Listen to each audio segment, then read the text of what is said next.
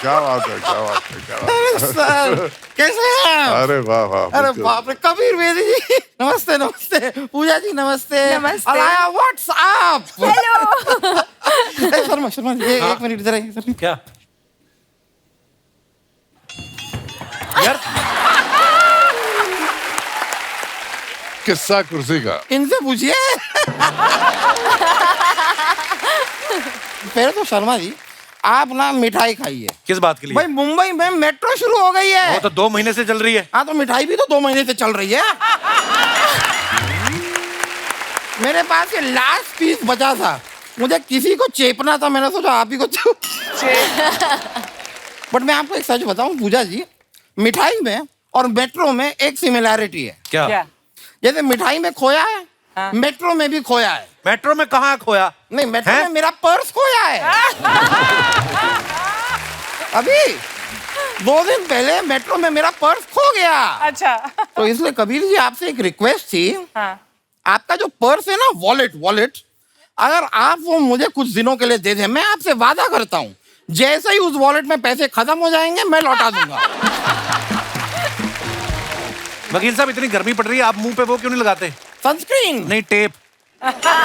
कितना पकड़ पकड़ बोली जा रहे हैं आप फालतू हमारे मेहमानों के सामने। पूजा जी देख लो आप, क्या देखो? क्या देख ले? मेरा प्यारा सा क्यूट सा चेहरा देख लो। अच्छा यार, बातों में I did not introduce my self. I am Damodar Jethmalani. मैं इंडिया का फर्स्ट ब्लूटूथ लॉयर। मतलब नहीं, मतलब क्या हुआ, कल मेरे दांतों में एक कीड़ा घुस गया और उसने मेरा एक दांत नीला कर दिया। So I have a Bluetooth. Oh my that is a Bluetooth. Yeah मैं आपको सच बता रहा हूँ Kabir ji, I am not joking. एक टाइम था मैं हीरो बनना चाहता था। फिर मैंने बड़े पर्दे पे आपकी फिल्म देखी और उस दिन मैंने डिसाइड किया कि मैं बनूंगा वकील। ये वकील बने थे फिल्म में? नहीं, इनको देख के मुझे पता चला कि हीरो ऐसे होते हैं, ये नहीं हो सकता।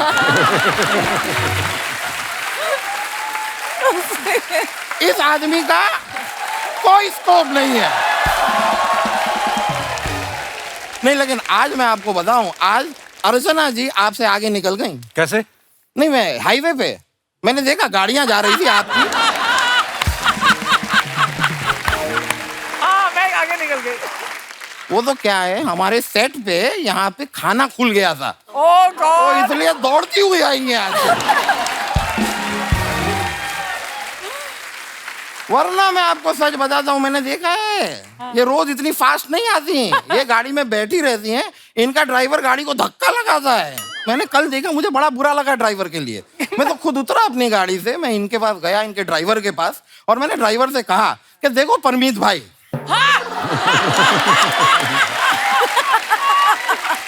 ये नौकरी करना जरूरी नहीं है। आप मुझसे कहो मैं आपको दूसरी नौकरी दिलाता हूं, तो कहने लगे नहीं, मैं ये नौकरी नहीं छोड़ सकता। क्यों? क्योंकि मेरे दोनों बच्चे इस औरत के कब्जे में हैं।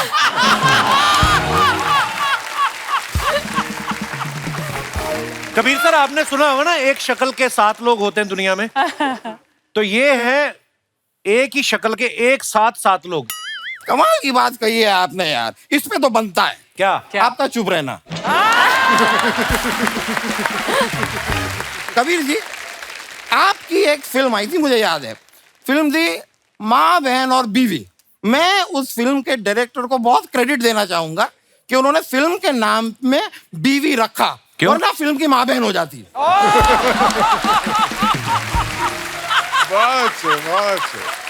वकील साहब, हो गई आपकी फालतू बात? नहीं, और है, और करूंगा। सर, आप मोहनजोदारो में भी थे ना? जी हाँ। क्या बात है यार, 4,500 सालों के बाद भी आदमी सेम फिटनेस के साथ बैठा है। वो फिल्म थी, तो ये भी मेरा जोक था। पूजा जी, आप मेरे साथ डेट पे चलेंगी? आपको शर्म नहीं आती? उनके पापा यहाँ बैठे हुए हैं, मंगेतर भी बैठे हैं। आप देखो। आप ठीक है, पापा बैठे हैं, तो पापा जी आप मेरे साथ डेट पे चलेंगे? आपका दिमाग ठीक है वकील साहब? अरे नहीं, आप लोग गलत मैं समझ रहे हैं। शादीशुदा आदमी हूँ, डेट वेट क्या बात कर रहा है? नहीं सर, मैं उस डेट की बात ही नहीं कर रहा। मैं तो कोर्ट के डेट की बात कर रहा हूँ। मेरा छोटा सा काम है।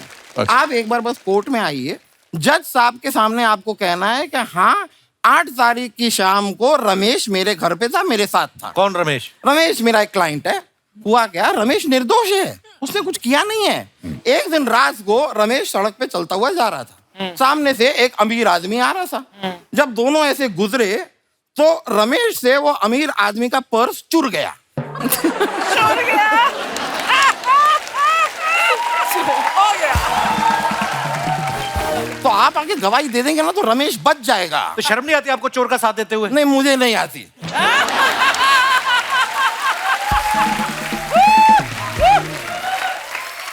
मुझे जहां से पेमेंट आती है वहां से मुझे शर्म नहीं आती। वकील साहब, मैंने आपको कितनी बार बोला है, इतनी धूप पड़ रही है, आप सर पे सनस्क्रीन लगाया करो। नहीं, डायरेक्ट नहीं। धूप पड़ रही है तभी आपका दिमाग खराब हो गया है। ऐसा कुछ नहीं है, ऐसा कुछ नहीं है। मैं कोई सीजनल बेवकूफ नहीं हूँ। आप बारिश के मौसम में भी मुझसे मिलिए, मैं सेम बातें करता हूँ। लेकिन अलाया जी, मैंने आपका इंस्टा का ग्राम देखा। आप फिटनेस पे बहुत काम करती हैं। कोशिश करती हूँ। मुझे देख के बड़ा अच्छा लगा। मैं आपको सच बताऊं, मैं भी अगर चाहूं ना मैं पतला हो सकता हूँ, लेकिन वो तो एक आदमी की जान पे आ गई है, इसके लिए मैं पतला नहीं हो रहा। मतलब किसकी? मतलब? बेसिकली हुआ क्या है, मेरा एक क्लाइंट है, उसको जज साहब ने फांसी की सजा दे दी है। अब जब उससे पूछा गया तुम्हारी आखिरी ख्वाहिश क्या है, तो वो कहता है मैं दामोदर को पतला देखना चाहता हूँ।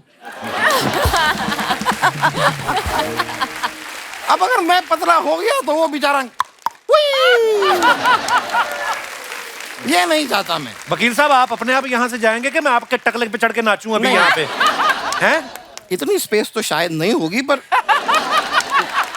एक मिनट मैं जा रहा हूँ।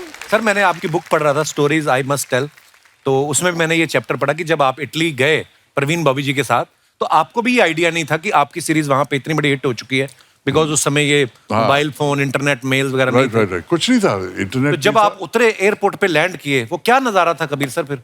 अब जैसे आपने कहा, मुझे पता नहीं था कि सीरीज कैसी चल रही है। तो पहुंचा इटली, तो मैंने एयरप्लेन से उतर रहा था। उन दिनों में सीढ़ियां हुआ करती थी जो एयरपोर्ट प्लेन से टारमैक तक पहुंचती थी। और जैसे मैं उतर रहा था वरीन के साथ, मैंने देखा पता नहीं कुछ 100 पापराट्सी अपनी फ्लैशिंग कैमरास के मेरे सामने खड़े थे। और मैंने सोचा कौन सी सेलिब्रिटी है इस प्लेन पे, पीछे घूर के देखने लगा। और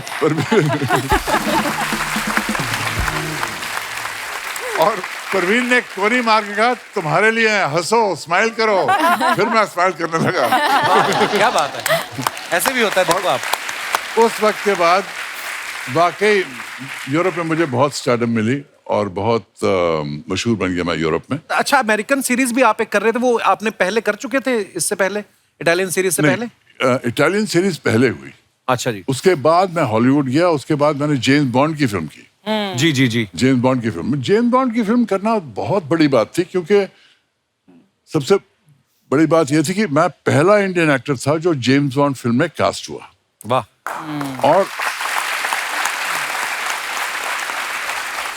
और दूसरी खुशी की बात यह थी कि मुझे एक सरदार का रोल मिला। आपने पगड़ी पहनी हुई? पगड़ी पहना हुआ था। तीसरी खुशी की बात थी कि जब मैं पिक्चर की शूटिंग इंडिया में हुई, लेक पैलेस में शूटिंग हो रही थी, मेरे लेफ्ट पे रॉजर मोर खड़े हैं, मॉड एडम्स हैं, James bond and the leading lady. इस तरफ कभी ब्रोकली और फैमिली, जो मतलब जिन्होंने जेम्स बॉन्ड सीरीज फिल्म की सीरीज शुरू की, और पीछे जॉन ग्लेन डायरेक्टर हैं, आसपास सब लोग खड़े हुए हैं, सब नारे लगा रहे हैं, कबीर बेदी जिंदाबाद जिंदाबाद। मुझे लगा मैं स्वर्ग में पहुंच गया हूं यार। ये बॉन्ड फिल्म में इंडियन एक्टर यहाँ नारे लग रहे हैं इंडिया में, कितनी खुशी की बात है। एक्चुअली